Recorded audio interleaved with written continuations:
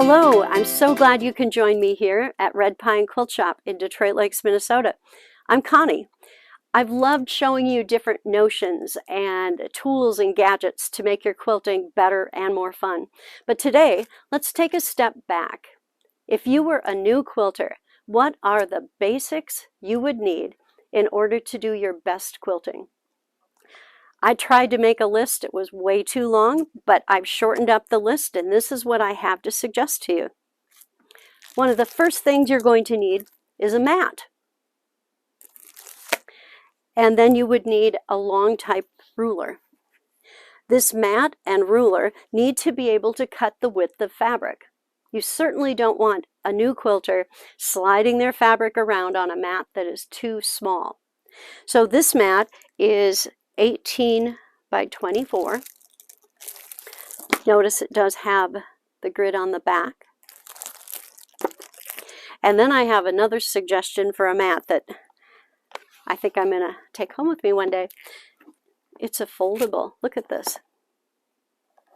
Chances are a new quilter might be starting a new job. Maybe it's a first-time apartment, going away to college, and storage space is going to be at a minimum. Wouldn't this be great?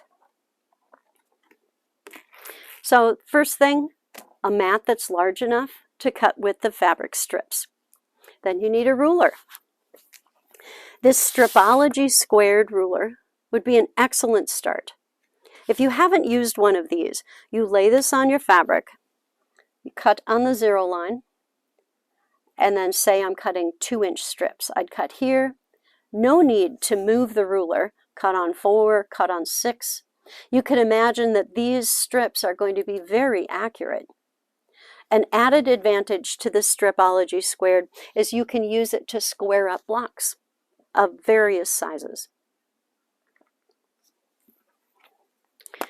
And here, a longer ruler that has, the different measure, like here's 1.5, 2.5.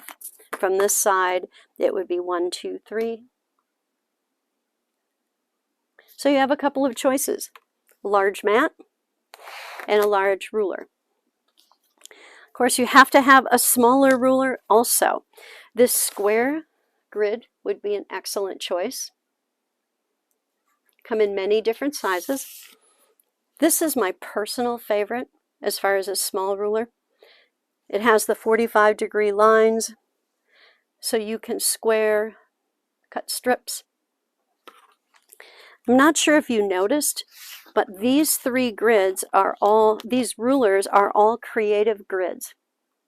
Now, I think that there's an advantage to sticking within one company. That way, you know how do they mark their 1/2 inch, how do they mark their 1/8 inch, their 1/4 inch. And also, an added plus, these rulers have the QR code. You can scan it, and they're going to give you some tips. So, excellent choices. So we've started with the mat, the large ruler, and then the small ruler. Of course, you're going to need a rotary cutter. Now, I chose this rotary cutter. Look at the action. When you're going to cut, you squeeze, cut, and when you release, the blade goes back to the safe position. It also can lock. I think this is really worth the safety of it, just to be able to have it spring back. So the rotary cutter. You also are going to need some scissors. These are some of my favorite little snip scissors for threads. I've given them away as gifts often. And same brand, these would be bigger if you needed to cut some circles or curves or shapes that don't work very well with the rotary blade. They do have the cap on them. And honestly, a seam ripper. We all need to use those. So we've got the mats, the rulers, and then the cutting devices. So you can't buy everything when you first start. So I have some ideas from things you're going to find at home that can help you organize and to have all of your supplies in a easy to work with space. The first one, I'm a little off here. This is a bag that you can buy, And it would be big enough to put your mats in, to either store them, or you could use it to go to retreats. Again, a new quilter might not have a lot of space. They might be putting things away and storing them in closets, at least for a while. So this would certainly be a help with that. Added plus, the back side has a lot of tips.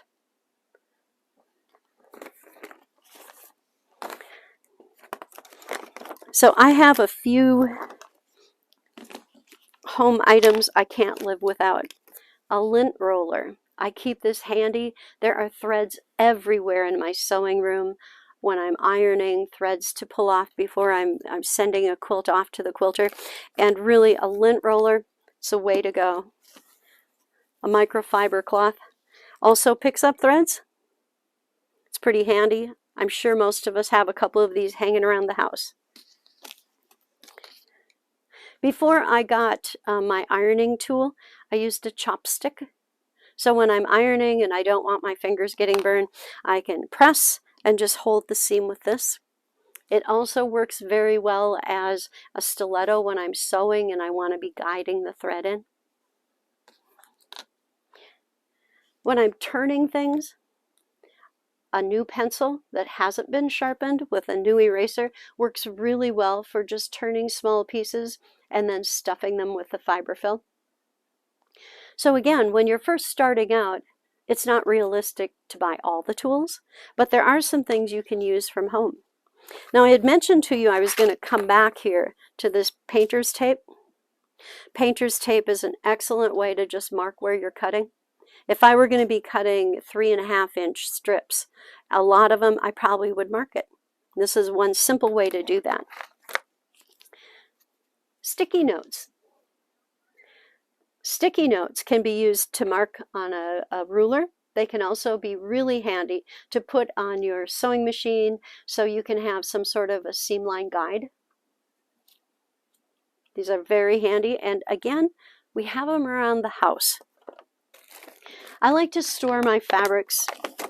This was a set of Tilda prints.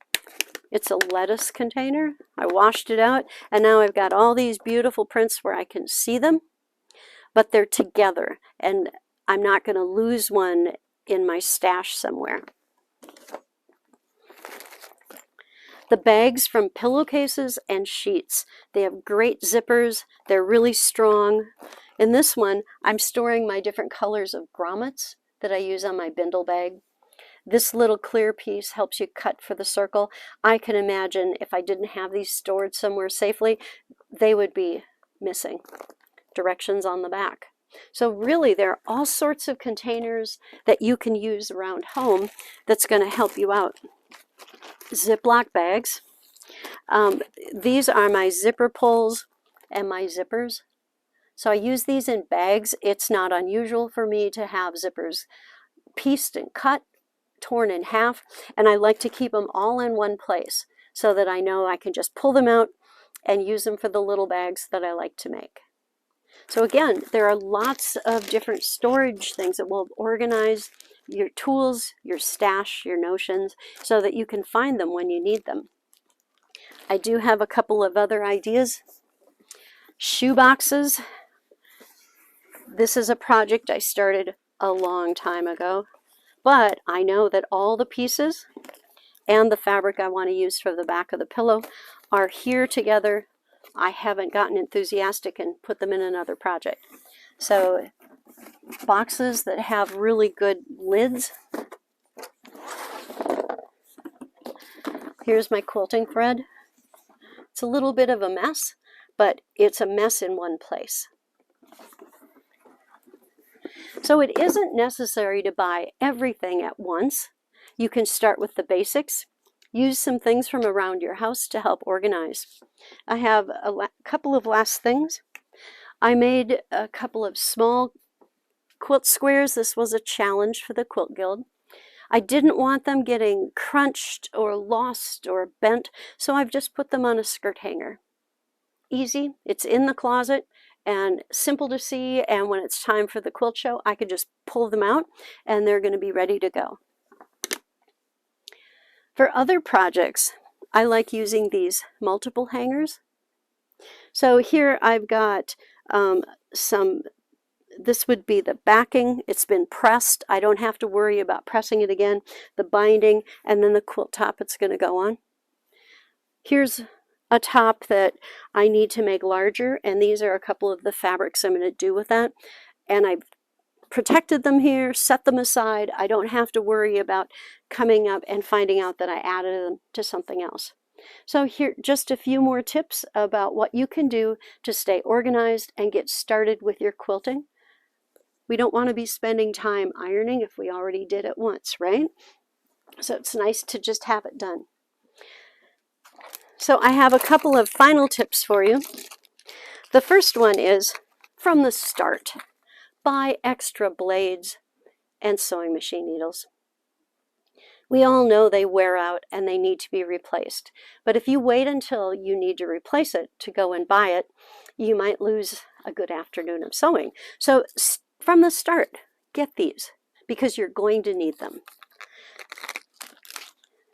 If you want to splurge for a new quilter, I would highly recommend these clover clips. They're really great for doing binding. They're really nice when there's thick fabric, like with zippers and seams and bags. And they are a bit of a splurge, but I know that any quilter would love to add these to their tools.